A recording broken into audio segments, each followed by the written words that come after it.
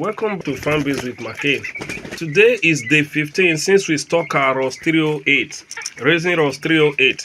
On this day, what we are doing today, I started giving them anti-coccidiosis medication today.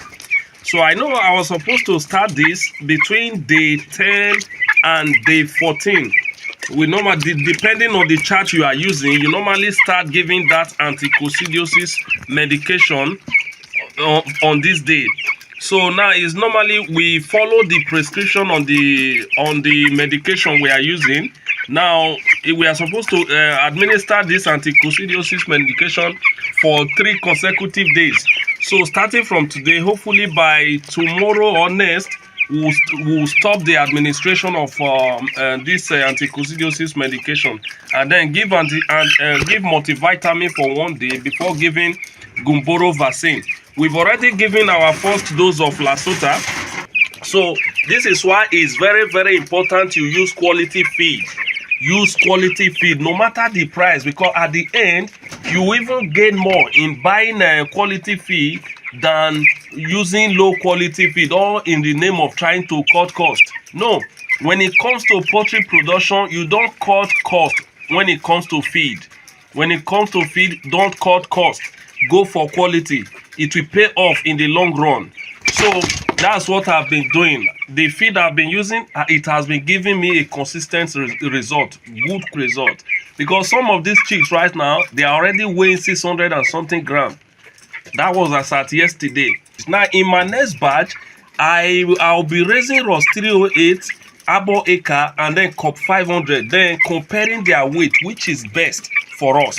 Which is best for us to really stick to. I know I've done ROS 308 in the past. They are really massive in weight. In fact, almost all the broilers are massive in weight. It all depends on the feed you use and how your management practices, the practices you adopt, and the feed you decide to give to your chicks. I think that also speaks a lot about your final output. So this has been amazing.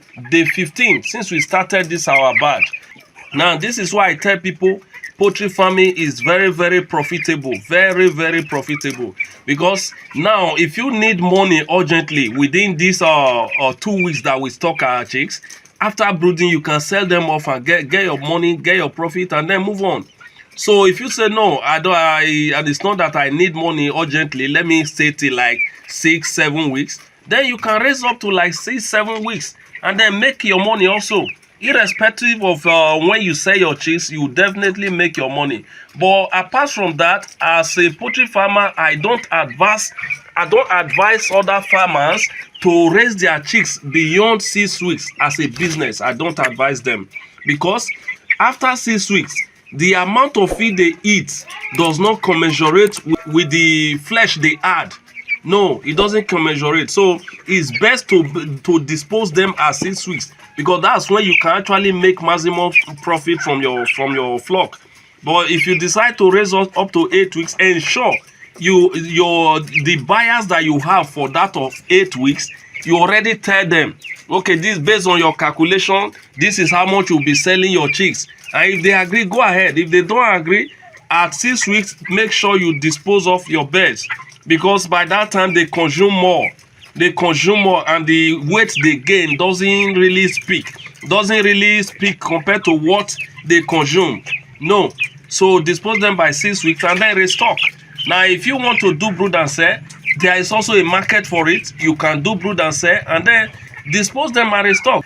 Now nothing is a waste. I keep telling people, even this used litter you are talking about, in my other videos, small space farming, planting yam in sack, the used litters that I normally get from my pen when I'm done with every batch, I normally use them to plant. Now you can see my video a small space farming, planting yam in sack. They've been doing very, very well. I mean the yam I planted. So I use this manure from the poultry pen, then use it to plant yam. So nothing is actually a waste in poultry farming. So the manure, everything from it is very, very useful. So In this next batch I'll be doing, I'll also be sharing you updates so that we can compare ROS 308 with Arbor acres or Cobb 500 to see how they've all been doing. So it's been a joyful journey so far since we started this our batch. It's been doing very, very well. Now the average weight we had yesterday, day 14, is been impressive, because I know we're going to hit that average weight based on what we got on day 7. If you really want to know how to raise chicks from day old, you can subscribe to my channel, like, comment, follow every video we upload, and you know how to do everything, know what to do at any point in time, so that your chicks won't die, and you can raise them to weeks or the age you want to raise them to. So that is it. Then you can also check out other videos in my channel and learn how to raise broiler from day old. And then there are things you need to do before you start. They are all there in my channel. Another thing I also want to point out, using nipple drinkers in your broiler production is very, very important. Now, in case you are not able to opt for nipple drinkers, you can use manual drinkers or bell drinkers. Whichever one you choose to use is very, very okay. Now, the labor here is very, very reduced, because the only thing I come here to do is to ensure, in case I'm applying medication like today now, take the measurement, mix it in the tank right here, and then that's all. Now, the next thing I do, give them feed. Then once in a while, I come around, check how they are doing, and then continue other things that I am doing. So, but for the manual drinkers, you need to come, give them another water and all of that. Before you know it, they spray sawdust in the drinkers and all that. But that's not the case with nipple drinkers. No matter, though it's a little expensive compared to manual drinkers, but in the long run, it's very, very efficient. It's very, very okay. Reduce labor drastically. When it comes to broiler farming, now some people believe, they will all be of the same weight. No. Now this thing, when you see some chicks right here right now, very massive in weight, in terms of weight, very massive. Among this batch that we raise right now, you see, can you see how smallish this one is? No matter the feed you give this and all that, they will not come up as this one. So in almost every batch you bring, you always see this type of chicks there. They will refuse to grow. It's always there in almost every batch you raise. If you were to consider this as a game of number, this will not count. It will not count.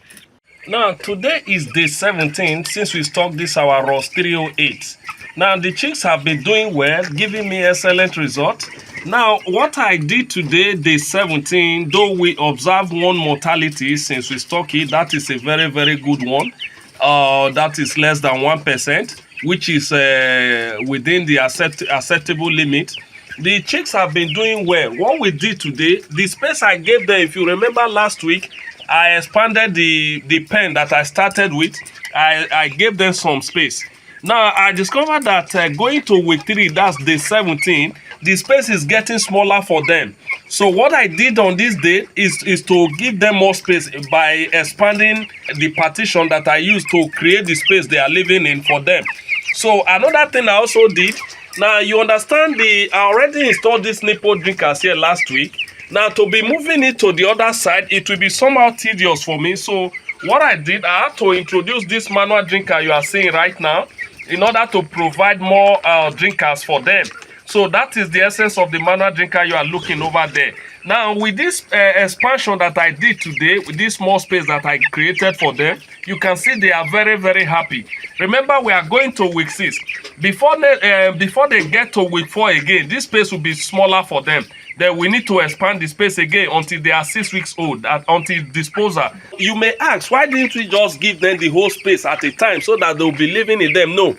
But if we do that, you observe that they will be running helter-skelter. That is the feed they eat, which they are supposed to convert to flesh. They may be wasting some of them running up and down. So to avoid that, we create the space that is needed for them per time, so that they will be comfortable. So that's why I didn't give them the whole space to be there, because the whole space will be too big for them. So as they grow, we expand. As they grow, we expand. So that's how we do it. These chicks right now, they just finished their anti-coccidiosis medication this morning. Right now, they are on plain water. By tomorrow, I'll be giving them first dose of Gumboro vaccine. So that's what they'll be taking tomorrow. What we did on this date is very, very important to their growth. Now you can see the feed. I have already added feeder adjuster to it. As you can see, this rope here, I already added it because any moment from now we'll be lifting the feeder off the floor so that they won't spray much. They won't be able to spray sawdust in it, because ideally the feeders are supposed to be off the floor. Now that is the normal way to place your feeder, but the kind of feeder I have here right now, even the tray, we couldn't lift it off the floor because it will be too high for them at their age. But going to week 3 now, week 3, week 4, we'll be lifting the feeder off the floor so that they will be eating from it comfortably. So when I discovered that, so that's when I will lift the feeder off the floor. Now these chicks right now, I can tell you some are already weighing close to 1 kg. Before week 3, day 17, some are already weighing 900 and something kg, some 800 and something kg. Impressive. Now my plan is before we get to week 6 or by week 6, we should be able to get most of them to 3 kg and above. So that is my plan, because I am giving them light 247 now, because some farmer believes you are not supposed to give your chicks light 247. Some other ones, because they want the chicks to gain more weight within the shortest time, they give them light so that they'll be able to see the feed and the drink as 247. So I want them to gain as much weight as possible by week 6. So that is why I am giving light 247. You can see these chicks right now. They are doing well. The mortality we've had so far at the 17 is just one that just died. That was because I wasn't around. We were supposed to lift the feed up the floor once there is excessive heat. So the person I put in charge to watch it before I came back just discovered that we lost one out of the 153 we have in this pen. So we lost one. We still have about 152. That means we are still within the limit, because we are not supposed to lose much, because we did well to get at the 17 and we've not lost anyone. Just to lose one at the 17 is a very, very good result. So this is the update I have for you today.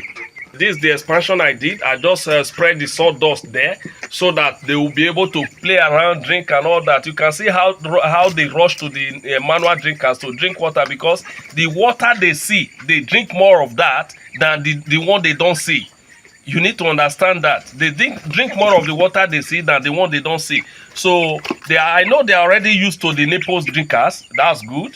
But for the manual drinker, as soon as they see that water, they'll move to it. So I didn't just place the manual drinkers on the floor. If you observe, I had to use that stone. Remember that stone I talked about some days back? This stone you can see here, I use it to lift the drinkers off the floor so that they won't be able to spray wood shave or sawdust in the drinkers. So that's the update I have for you today. If you find this video helpful, kindly subscribe to my channel, turn on the notification icon, like and comment in the comment section below, as this will go a long way in helping me to grow my channel and reach a larger audience. Thank you.